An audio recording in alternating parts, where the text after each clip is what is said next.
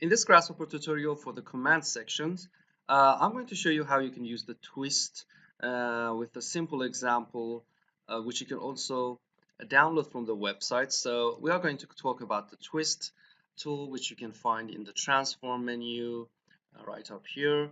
And here is in the morph section, you have the twist.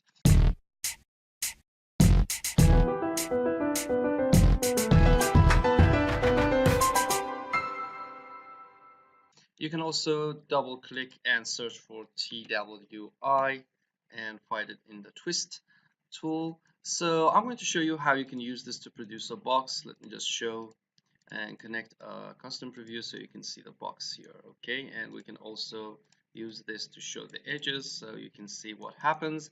And as you can see, I can change this box, deform this, and also change the deformation, the location of the deformation by simply changing these parameters. So what we're going to do is to first of all make a box. So let's just start from scratch. I'm going to search for box, and I'm going to go with domain box because it's easily uh, produced by giving numbers to the box. So let's go for the domain box, and let me put the bifocals plugin so you can see the commands. And as you can see, the base is xy, and the domain is something between a number to a number, but we can simply give one number slider to this, and that means 0 to that number. So remember, if you give a domain a single number, it means 0 to that number. Okay, let's make a square here and then give this a height. So let's just make this box. And what I want to do is to use the twist. So let's just talk about the twist tool. First is the geometry we want to deform, so it's simply a box.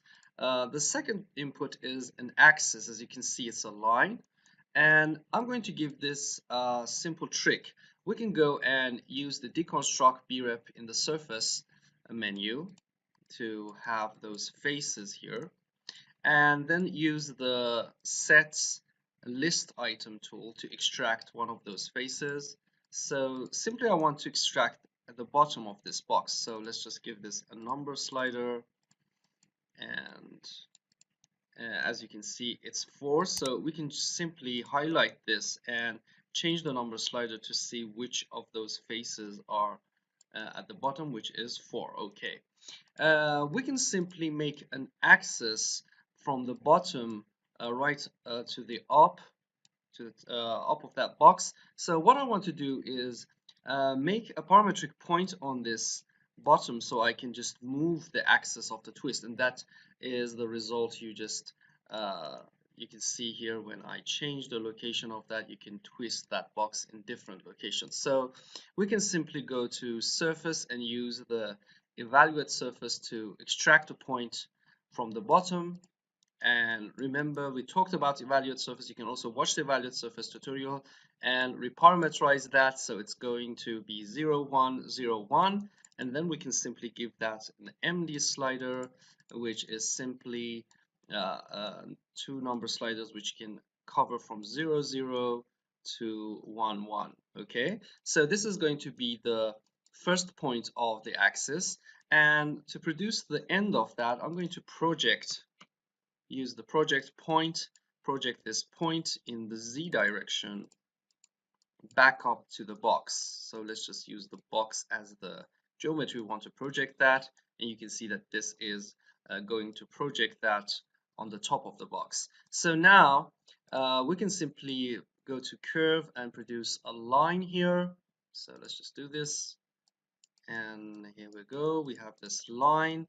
And now before giving this to axis, what we can do is to take a portion of that line. So let's just turn the box off. You can see that it's producing let's just turn everything off.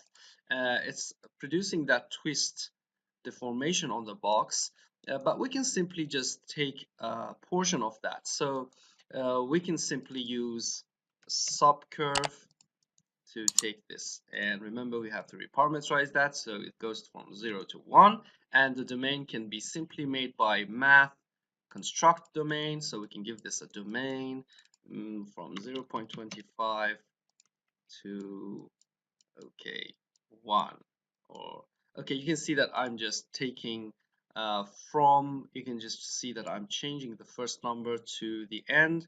So let's just turn the line off. You can see that we can take a portion of that line as the axis, and what happens is that it just twists the part of that line. So you can see that I can change this and change the location, maybe just bring that up. So this can also affect the twist. The next input is angle. We can right click and make it a degrees because it's in radians. So we can make from 0 to maybe 180 degrees. And here we go. We can change and twist this. As you can see, I can increase that. The next is infinite. So let's talk about this.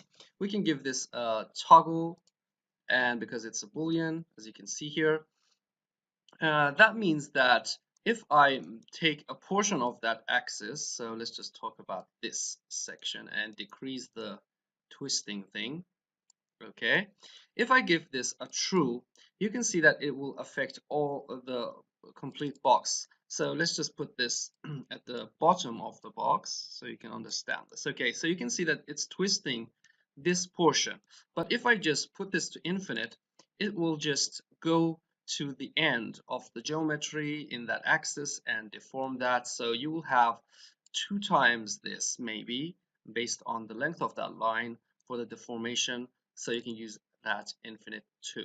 Okay, the rigid is basically again another toggle, and if you just put this to true, you can see that this will not deform the box. It will just rotate this along that axis, so you can use it for a simple rotation. And here we go, we can simply put that to the complete box and change the location as you can see, and it's going to give you cool results. And we can simply go to display and use that custom preview tool, connect that and see that in colors.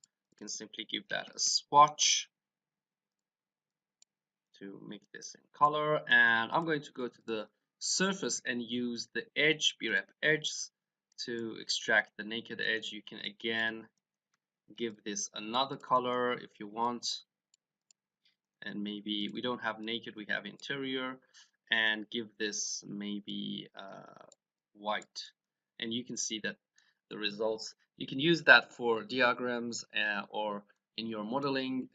Maybe you want to draw or model a conceptual thing of your project in your architectural project. So you can see how easy it is to twist this box based on the location of the axis and produce a building that you can also use that facades. Maybe you want this facade to be paneled, so you can use Launchbox. So this is a tutorial about twist, and we are going to have different tutorials about Grasshopper commands.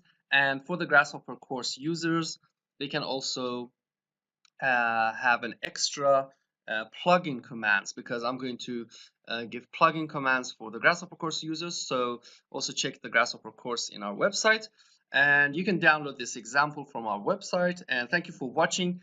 Leave a comment on this video, like our video so you can hear more about us, and thank you for subscribing to our channel.